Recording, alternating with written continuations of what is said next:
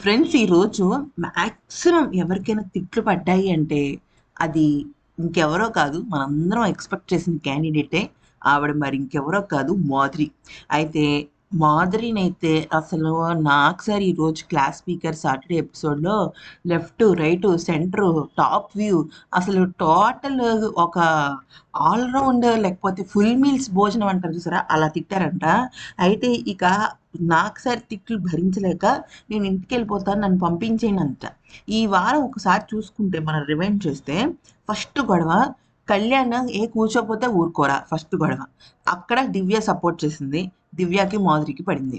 Second కూర కూర గురించి ఐడియా ఉంది కదా, కూర తినేసింది మనిషి.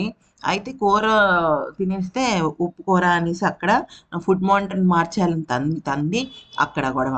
నిన్న రితుతో గొడవ, మధ్యలో సంజన గారితో ప్రాంక్ గొడవ. ఆ తర్వాత తనుజ భరణి వీళ్ళ విషయంలో బాండింగ్లు గొడవ.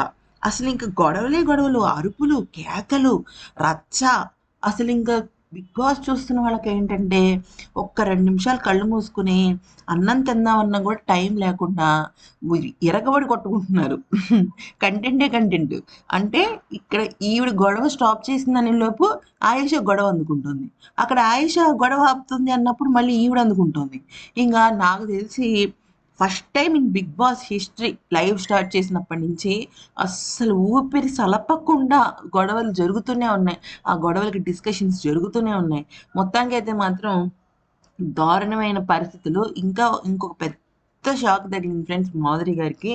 ఆవిడకి ఎలిమినేషన్కి సంబంధించిన ఒక పవర్ ఇస్తారనమాట. అంటే ఎవరినైనా ఒకరిని ఎలిమినేషన్ నుంచి సేవ్ చేయొచ్చు.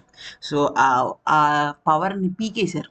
ఎందుకంటే ఇంత నెగిటివిటీయా, ఇంత అరుపులా, ఇంత హౌస్ హార్మోని దొబ్బించటమా, అసలు మామూలు విషయమా ఇది? అందుకని తీసేశారు, బాగా అయింది. లేకపోతే అందరూ వచ్చి తనను కాకపడ్డారు అది ఇది ఇది అని. ఇప్పుడు ఈవెన్ని ఎలా చూస్తారో నాకు చూడాలని ఉంది రేపటి నుంచి ఎపిసోడ్లో. ఒక గడ్డి పరకను చూసినట్టు చూస్తారేమో మరి.